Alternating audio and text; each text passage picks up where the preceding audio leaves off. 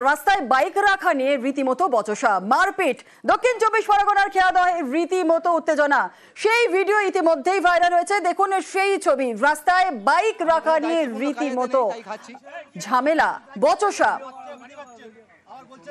আমি গাড়ি গেট বন্ধ করব না, আমি গেট করব না,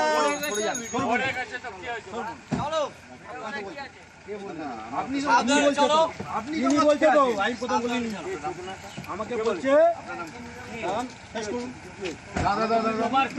দাদা আনায় ধানায় কিন্তু করলে দাদা আনায় ধানায় হয়ে যাবে দাদা, আইন সমস্যা।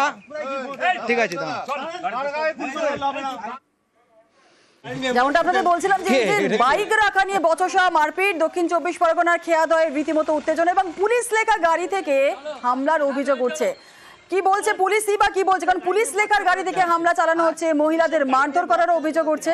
আরো বিস্তারিত বলবে অর্পণ রয়েছে আমাদের সঙ্গে। অর্পণ, পুলিশের গাড়িতে পুলিশের গাড়ি লেখা রয়েছে আর সেখান থেকে মহিলাদের হামলার অভিযোগ উঠছে, মহিলাদেরকে মারধর করার অভিযোগ উঠছে। দেখো, পিকনিক সেরে ফিরছিলেন এমনটাই স্থানীয় সূত্র থেকে জানা যাচ্ছে।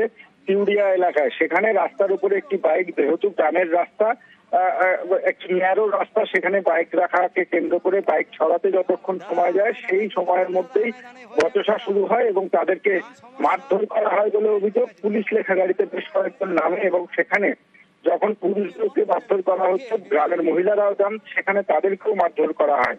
এই ঘটনায় তীব্র চাঞ্চল্য। এই জায়গায় একটু জানতে চাইছি যে পুলিশ লেখা গাড়িতে কি পুলিশ ছিল? দেখো, এখনো পর্যন্ত যা জানা গিয়েছে, লেক থানার একজন সাব ইন্সপেক্টর সহ তার বন্ধু বান্ধবরা এই গাড়িতে ছিলেন এবং তারা পিকনিক করে ফিরছিলেন, এমনটাই সূত্র মারফত খবর। এবং সেখানে যেটা দেখা যাচ্ছে যে গাড়ির হাওয়া ফেলে দেওয়া দেয় এবং সেখান থেকেই কিন্তু এই সমস্যা আরো তীব্র হয়। এলাকার মহিলাদের যেটা বক্তব্য, তাদেরকে মারধর করা হয়েছে।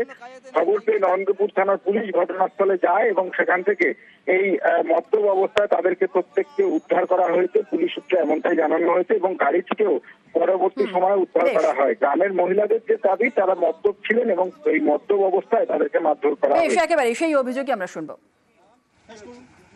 আমরা সবাই কলকাতা পুলিশ আমরা রাতবেলা এসে মেয়েদেরকে তুলে নিয়ে যাবো, আমরা ঠেকাতে গেছি, আমাদের উপর মানে এই তো পায়ে এই অবস্থা করে দিয়েছে। আমাদের বাড়ির লোককে আমরা ঠেকাবো না?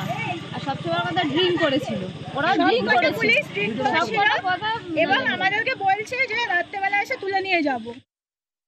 পুলিশগুলো গাড়ি নিয়ে যাচ্ছে, ওখানে সব 5-6 জন পুলিশ ছিল, সবাই মদ খেয়েছিল, আর 2 জন রাস্তায় দাঁড়িয়েছিল, তারা বাইক নিয়ে দাঁড়িয়েছিল। তো পুলিশগুলো বলছে বাইক সরাতে, তো তারা বাইক সরাতে গিয়ে একটু দেরি হয়েছে, মধ্যেই একটা পুলিশ ওর থেকে বার হয়ে এসে চড়াও হয়, এসে গালাগালি দেয়, তাদের একজনকে ধরে টেনে নিয়ে ওদের গাড়িতে করে নিয়ে যাওয়ার চেষ্টা করে। আমার হাজব্যান্ড ভিডিও করছিল, ওই ভিডিও করছিল দেখে পুলিশটা টেনে এসে আমার হাজব্যান্ডকে ফেলে ওখানে মারে। আরো যে 2 জন ছিল তাদেরকেও খুব মারে। তারা পালিয়ে গেছে বাড়িতে, যে যা সেইখানে বাড়ি থেকে ঢুকে বার করে মেরেছে। ওরা বলছিল কলকাতা পুলিশ।